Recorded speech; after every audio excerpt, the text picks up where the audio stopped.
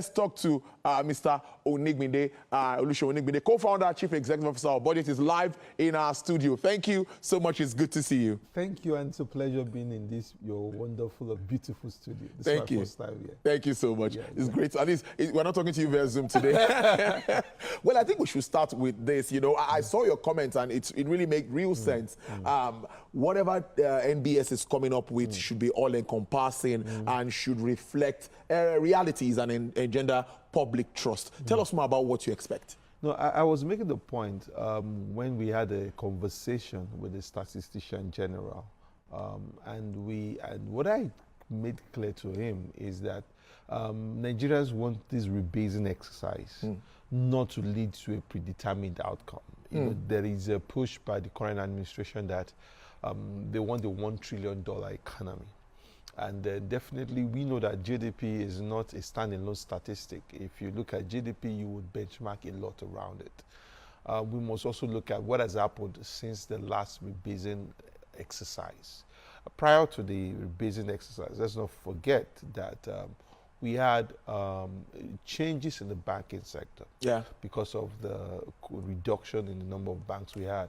We had changes in the ICT sector. We had opened up we have deregulated the telecommunications sector. We also had changes in the insurance and the service sector. So it was clear that the services sector had grown big in that period. And that's what Nigerians saw when that rebasing happened. So there was a bit of trust that was earned in that process. What I am saying clearly is that since the last rebasing, we had 2 rounds of recession. Yeah. Definitely our service sector had also moved, has grown. People, and like I saw in that exercise, they were also looking at real estate has also grown significantly. But a lot of things around trade, we have not made significant changes. Agricultural policies, we have not made significant moves. So my clarity to them is that they have to ensure that when they bring out that document, the GDP rebase, it must reflect the perceived changes in the economy over the time. It's not just going to be that we have a $1 trillion economy, because you're still going to benchmark against debt to GDP. You're going to benchmark against revenue to GDP. You're going to benchmark against private sector earnings to GDP. You're going to benchmark even at GDP per capita. So you want to make sure that whatever we're coming across at that point, it's realistic. Let's also forget that they're going to do some time series, which means they're going to go back maybe 5 years so that they can readjust the GDP numbers. It's a lot of work. It's a whole lot of work. And I was just asking, and they've said that the World Bank, IMF, and all key multilateral institutions have been involved in the entire process. So they've mentioned that they've done all their best to ensure a high level of integrity in the process. And it's 2 in 1. It's not just GDP, it's GDP and CPI. Yeah. So it's 2 in 1. And same thing, we also want to look at CPI. If you look at the CPI basket, more than 50% of that is tied to food. Yeah. So if you're saying you're tackling food inflation as a general metric, and you are not tackling food inflation, you're deceiving yourself. And we will see that food inflation has moved at a higher rate than general inflation, which includes the core inflation. So what I've also said, if you're rejigging that basket, what I'm hearing, what I'm saying is that they want to limit the impact of food. You also want to be honest about yourself that a typical household spending in Nigeria, what does the matrix look like? How much are they spending on food? How much are they spending on healthcare? How much are they spending on accommodation and the rest? When you also want to look at that, you also want to take a look at urban and rural. Be much more definitive in that sense, because how much the spending dynamics for someone living in a city is different from the spending dynamic of someone living in a rural area.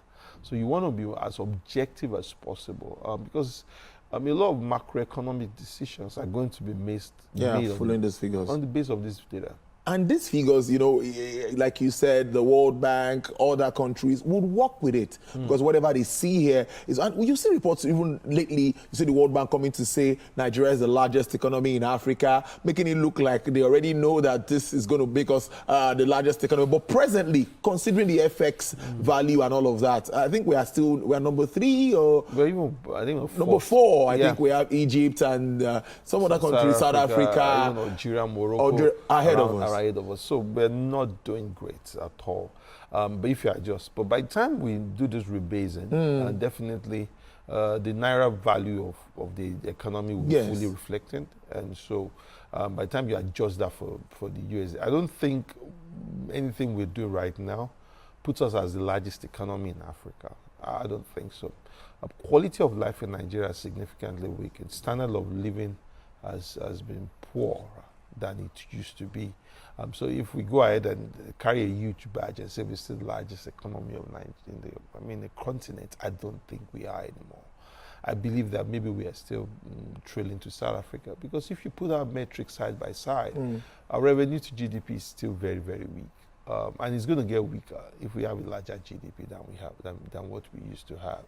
Our debt to GDP will even be much more lower. It could create a crisis for us because the government might now get enough motivation for us to continue to borrow haphazardly. You know, and let's not forget, if you borrow too much, you service with a lot of money. It has impact on your fiscal size. It has impact on your budgeting. So it's for government to also look at the data holistically. So if whatever the GDP numbers come in, you have to be very honest with yourself that you don't, because of the GDP, take erratic action. And that's one of the things I mentioned to the MBS. Don't just bring out the numbers, inform policy. Don't just say this is what the GDP is.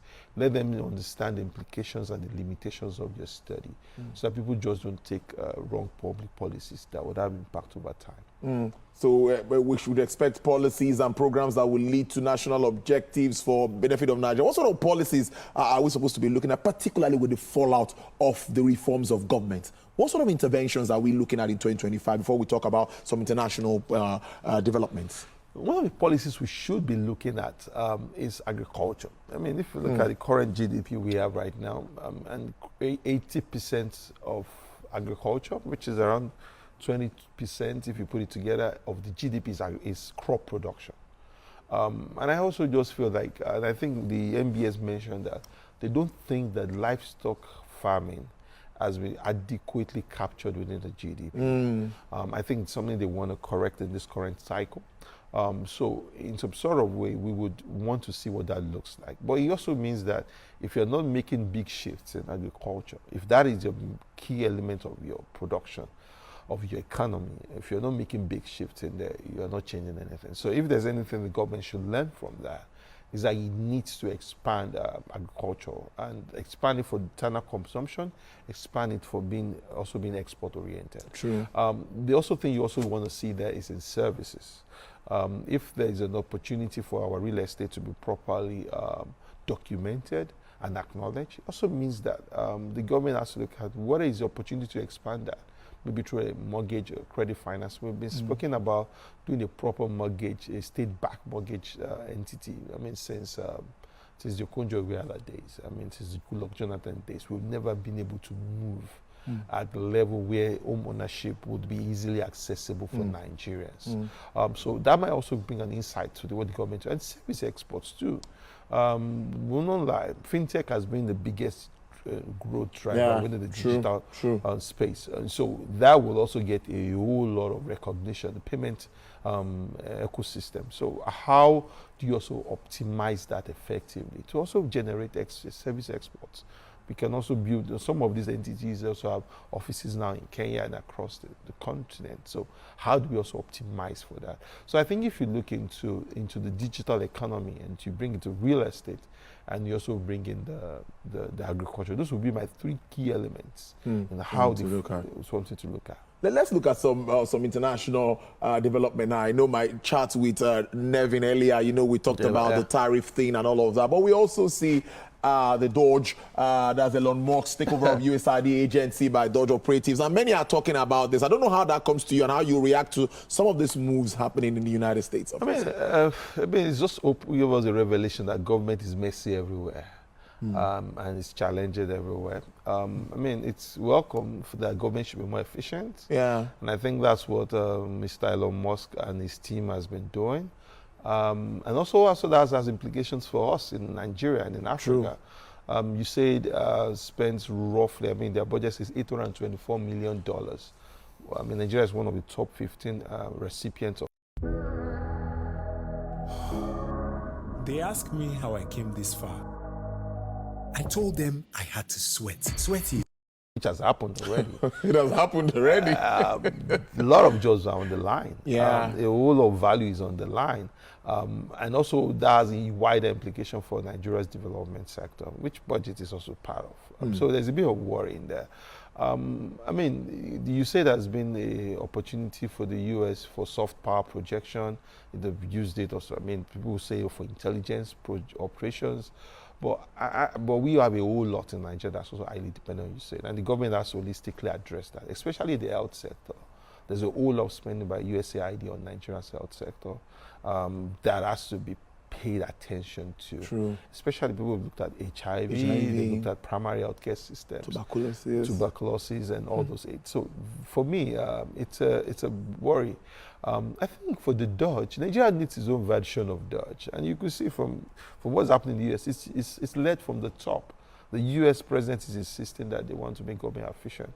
We might argue that a lot of what Elon Musk and his team is doing is not coming from a good place. They're not acting in good faith, because it's like, say if you want to throw the baby and the bathwater out, there are some things that you say does right. And there are some places that it also needs to be more efficient. So that context has to happen. But we as Africans, we as Nigeria also have to appraise what's the impact of all of this.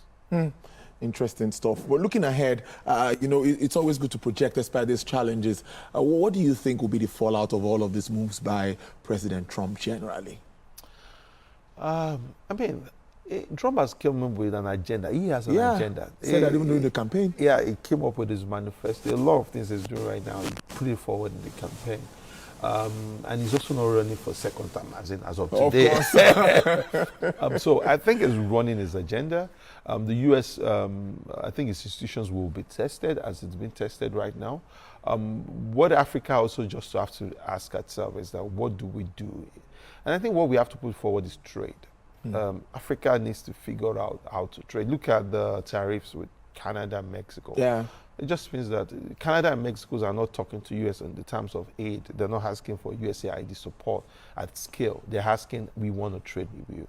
Africa also has to come up together and say, how do we build our efficiencies and ensure to take opportunities of this market? I mean, like you mentioned, we had the AGOA, which we have not taken enough. We didn't do anything around it. Not benefit. The EFCFTA is there again, going. The EFCFTA, we did fancy offices, we created secretariats, but we have not taken opportunity as we should have. No. So trade has to be at the center of Africa's conversation at this point.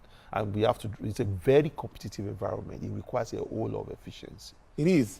It does. Mr. Onigbinde, it's always nice to have you in-house in the studio. Thank you so much for coming in. Let me get a handshake. And thank you really for coming in to the studio today. Well, let's take a break. When we come back, we'll just do a bit of review around markets before we wrap up the show for today.